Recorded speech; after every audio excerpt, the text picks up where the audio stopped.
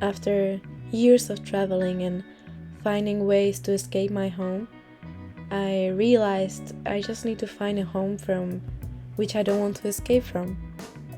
A place I'd be always happy to come back to. And so far, that's what I have been really lucky to find here. A place that inspires me, a place to rest and retreat, a place to meet my friends and host travelers, a place where I can put down my roots and see what grows out of it. Yeah.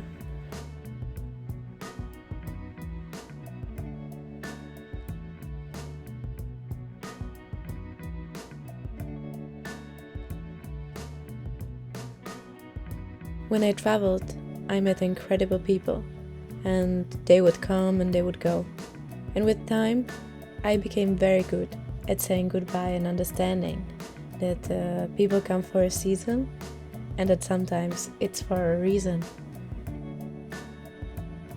But now I really wish to explore something else, something I was never really good at, which is creating strong and deeply rooted relationships with people around me and committing to staying in them throughout all the seasons.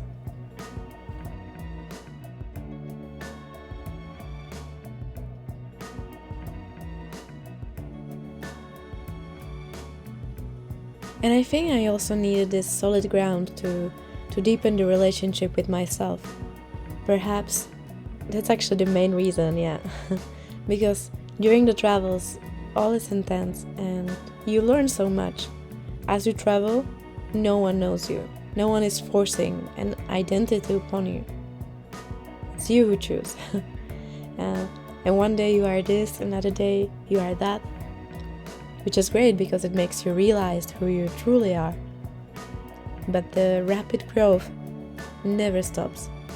And you are always forced to expand, to go out of your comfort zone and go further and further, which is great. Yeah, you leave a lot of illusions along the way, yeah, let me tell you, but then, yeah, I feel like I need to stay at one place for a while to fully integrate and embody it all.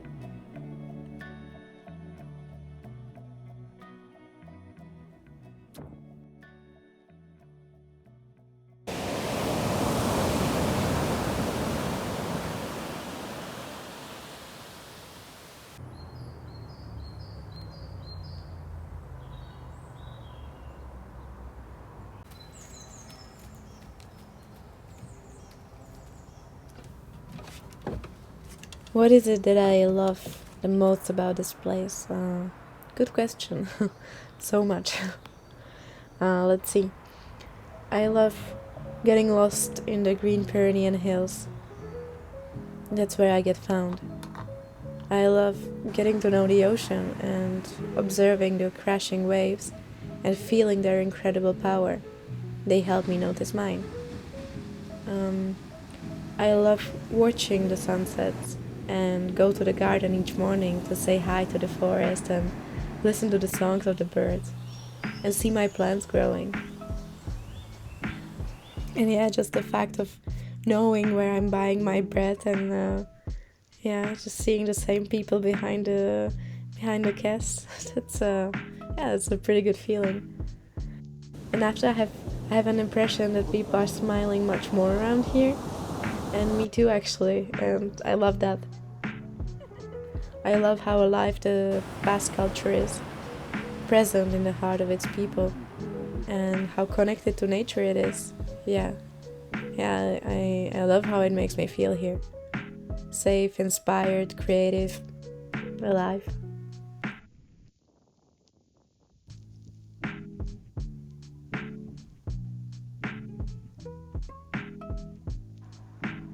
And to answer why here in the Basque Country, well, in those green hills surrounded by mountains and the ocean, I felt at home since the first steps I ever took there. Something felt different here. It was strangely familiar, like my soul was at home here, you know? And then I was always pulled back here again and again. I don't know, like the energy was magnetic to me.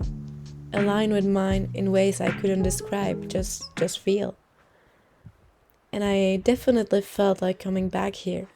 And for me, it was not a question of if, it was always a question of when.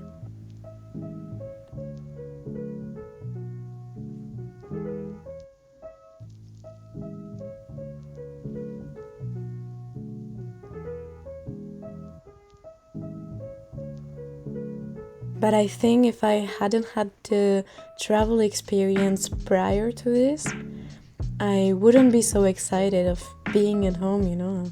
I don't know, now having a warm shower every day and knowing where I'm sleeping the next day, what a luxury, yeah.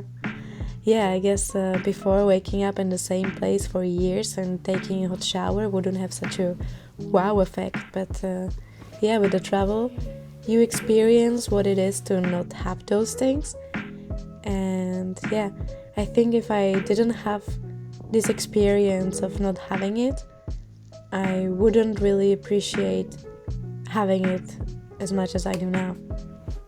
Before, if I just stay at home, it would be, yeah, I think I'd be fucking bored, but yeah, like after the long travel, it's been wonderful to just, yeah, stay. I guess home is where the shower is. Yeah, but like frankly, like when I was living at places without a shower and I was just showering in the river, and it was not like magical river bathing with butterflies and sunshine. It was freaking February in the mountains, raining. You know, you get used to stuff.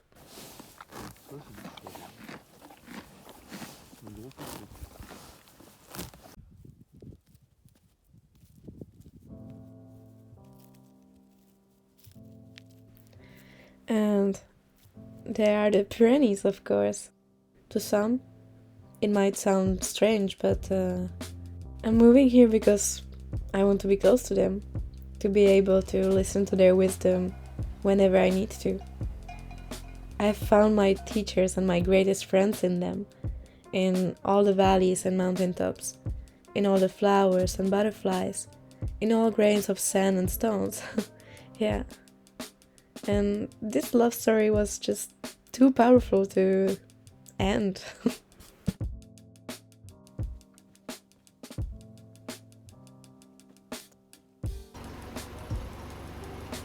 Oh, and there are little birdies with them. My first months here in our little wooden house were about finding structure, yeah, and really sculpturing the idea of the life I want to live. I found a job, and life was predictable for a while. Since in the previous year I haven't stayed at one place for more than a month, the sudden predictability felt strange, and I was doubting if I truly desired this.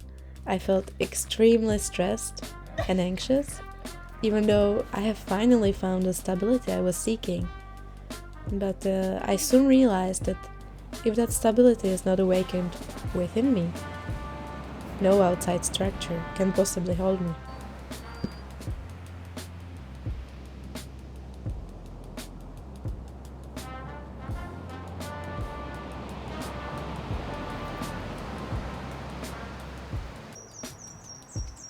Then I became ill, and my life has stopped. Yet somehow it kept going without me, and the predictability was all crushed to pieces. I had to quit the job, I didn't know what is wrong with me. Why can't I lower my fever? Why couldn't I eat for 1 week? Why my throat hurt so freaking much? Why none of the medicine worked? Yeah, I felt helpless, and after a long time, I felt truly lonely, yeah. It was honestly one of the most challenging times of my life, and I was really scared for myself. I got a diagnosis after 2 weeks of just getting worse. Luckily not a very scary one, and the only remedy was to rest for a long time. And since I couldn't really move much in the outside world, there was a lot of movement in my inner world.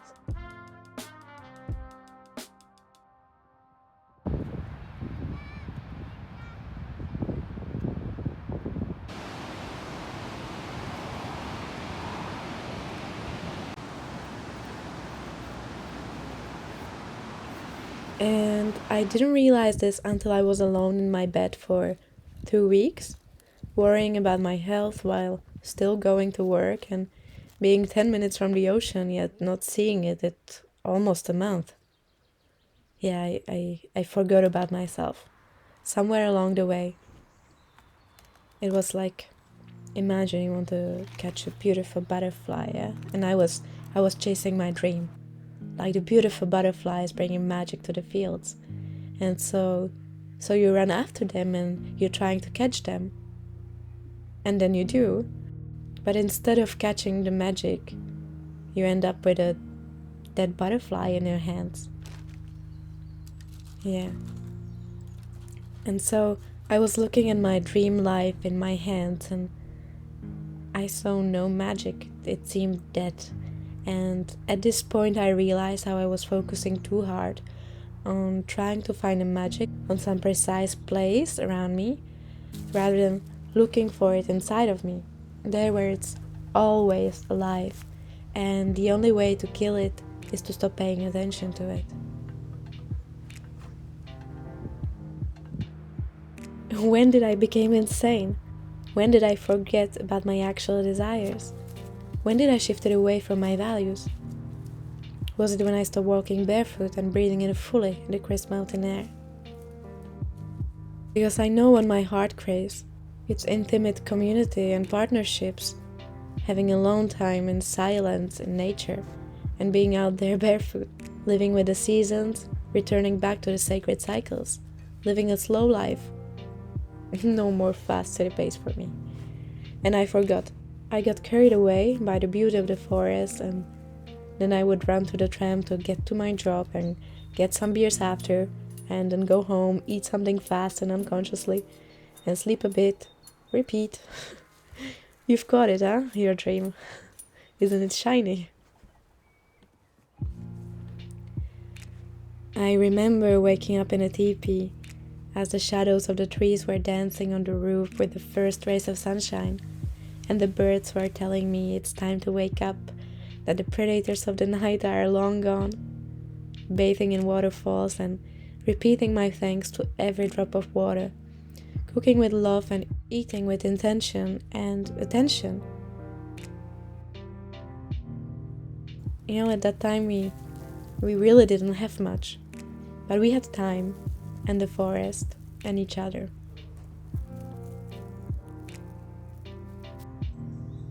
And those were the moments from which the vision of my life that I want to live has emerged. They felt like something externally completely aligned with the deep core of myself. And the vision of where I'm going emerged from clarity and simplicity, from being present with nature and taking care of her, and noticing how in reciprocity she takes care of us.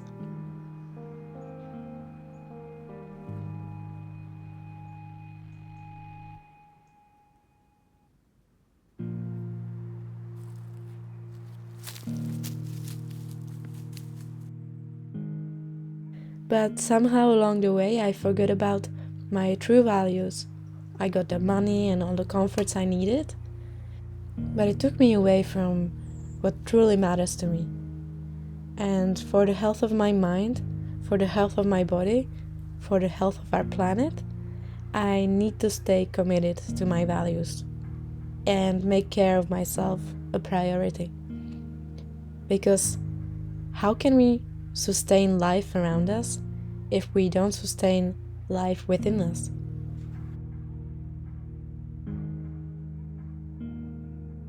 In the end, mononucleosis brought so much peace in my life because I had to stop all and learn how to just be with myself.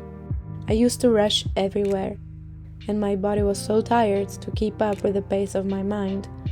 So it went on a strike, like, hey, stop, I need a rest.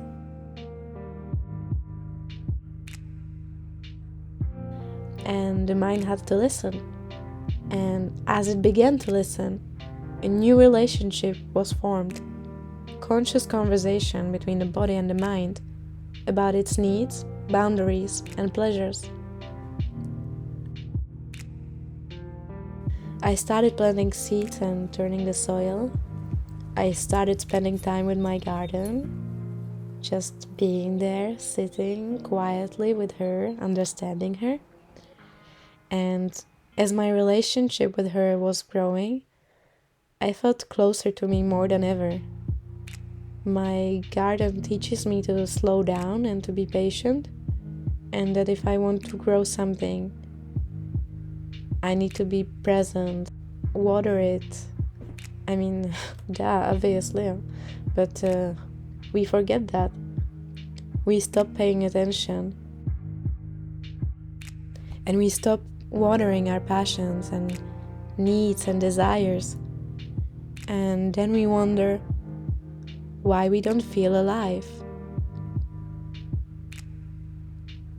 Sometimes we ignore the problem rather than facing it, and until we hit the often necessary rock bottom, when we can't just turn our eyes away anymore. And in that moment, we have all we need to liberate us.